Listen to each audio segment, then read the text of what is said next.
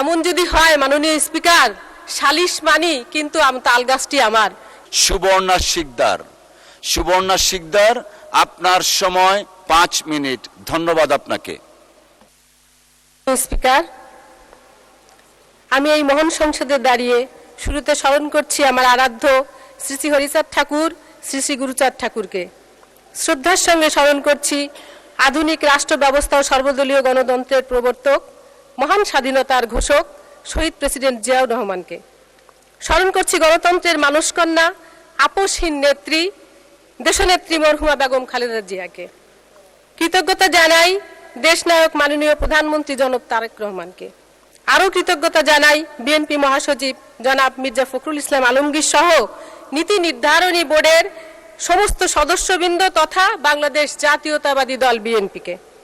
মাননীয় স্পিকার, সবুজের বুকে লাল, সে তো উড়বেই চিরকাল।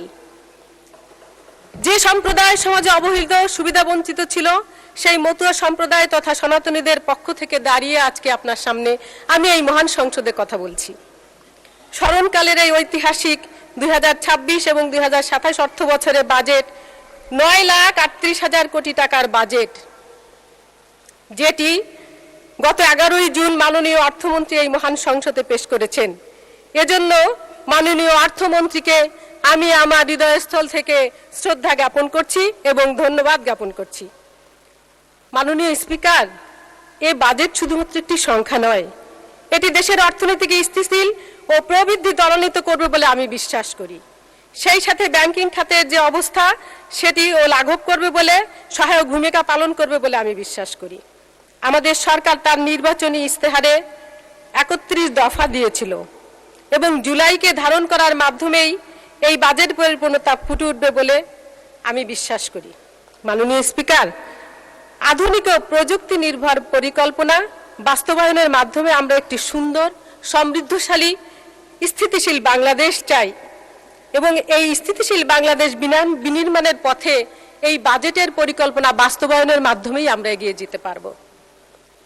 প্রথমত শিক্ষা, কৃষি, শিল্প, স্বাস্থ্য, শিশু কল্যাণ, সামাজিক নিরাপত্তা, নারীর ক্ষমতায়ন, এমন কোনো খাত নেই যেখানে আমাদের সরকার বরাদ্দ দেননি। এমন যদি হয় মাননীয় স্পিকার, সালিশ মানি কিন্তু তালগাছটি আমার, এরকম হলে তো হবে না। আমাদেরকে সবাইকে আমাদের দৃষ্টিকোণ বদলাতে হবে, তাহলেই আমাদের জীবন বদলে যাবে। কৃষি খাতের বরাদ্দ একজন কৃষকের মুখে হাসি ফোটাবে। আমি প্রান্তিক কৃষকের সাথে সরাসরি কথা বলেছি মাননীয় স্পিকার। কৃষকের কাছে শুনেছি তার হৃদয়ের কথা, তার হৃদয়ের কথোপকথনে তার ভাবব্যক্তি অভিব্যক্তি ফুটে উঠেছে। তিনি বলেছেন বর্তমান সরকার আমাদের জন্য যে বাজেটটি দিয়েছেন সেটা যথাযথ, সময় উপযোগী। আমরা আমাদের ফসলের ন্যায্য মূল্য পাবো বলে আমরা বিশ্বাস করি। এটা একজন কৃষকের কথা মাননীয় স্পিকার। আমি একজন চিকিৎসকের সাথে সরাসরি কথা বলেছি, তিনিও এই বাজেটকে সুস্বাগতম জানিয়েছেন মাননীয় স্পিকার। শিক্ষা খাতে 1,36,606 কোটি টাকার বরাদ্দ, প্রান্তিক শিক্ষার্থীদের জন্য মিড ডে মিল, পোশাক, জুতা, বিভিন্ন সম্প্রসারণে একটি নবদিগন্তের দ্বার উন্মোচিত হলো। শ্রেণীকক্ষে প্রযুক্তির ব্যবহার এবং মেয়েদের স্নাতক পর্যন্ত বিনামূল্যে শিক্ষার উদ্যোগ প্রমাণ করে দিয়েছে এই বাজেট শুধু আজকের ব্যয় নয়, আগামী প্রজন্মের সক্ষমতার বিনিয়োগ করেছে। One teacher, one tab, learning with happiness. মাননীয় স্পিকার, নারী ও শিশু যেখানে কল্যাণে যে বরাদ্দ হয়েছে, এটি একটি নারীকে তার নিজস্ব পরিচয় তৈরি করতে সাহায্য করবে বলে এবং উৎসাহিত করবে বলে আমি বিশ্বাস করি। ঘুমিয়ে আছে শিশুর পিতা সব শিশুরই অন্তরে। একটি পরিবার রাষ্ট্রের একটি গুরুত্বপূর্ণ অংশ।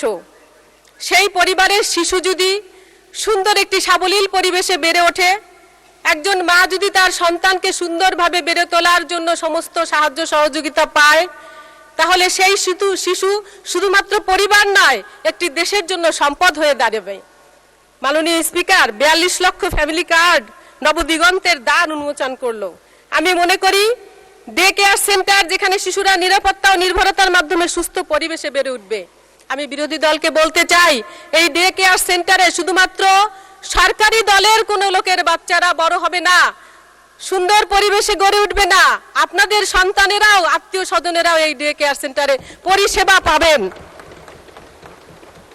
সামাজিক নিরাপত্তা খাতে 1,44,363 কোটি টাকার বরাদ্দ দেশের প্রান্তিক ও ঝুঁকিপূর্ণ জনগোষ্ঠীর জন্য আশার আলো হয়ে এসেছে। ধন্যবাদ মাননীয় সদস্য। মাননীয় সদস্য, আপনাকে 1 মিনিট সময় বাড়িয়ে দেওয়া হলো। ধন্যবাদ। 2 মিনিট সময় চাচ্ছি মাননীয় স্পিকার।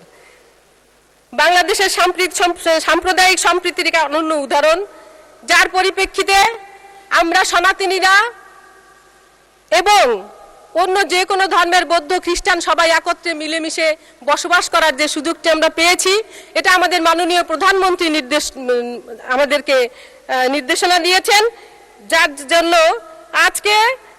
আজকে হিন্দু ধর্মীয় কল্যাণ ট্রাস্ট একটি সনাতনী সম্প্রদায়ের ধর্মীয় প্রতিষ্ঠান। আমি ধর্মমন্ত্রীর কাছে বিনীত অনুরোধ করব, এই প্রতিষ্ঠানে বাজেট বরাদ্দের মাধ্যমে কিছুটা বরাদ্দ হলেও যদি এই সনাতনীদের দিতেন আমরা উপকৃত হতাম। পরিশেষে আমি আমার এলাকার কথা একটু বলতে চাই মাননীয় স্পিকার। আমার এলাকার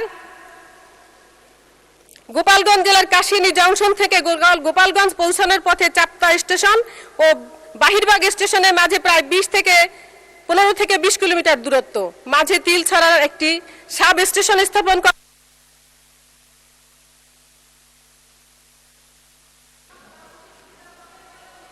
জি, অসংখ্য ধন্যবাদ মাননীয় সদস্য। পরে আবার সুযোগ আসবে, তখন বলবেন ইনশাআল্লাহ। Thank you.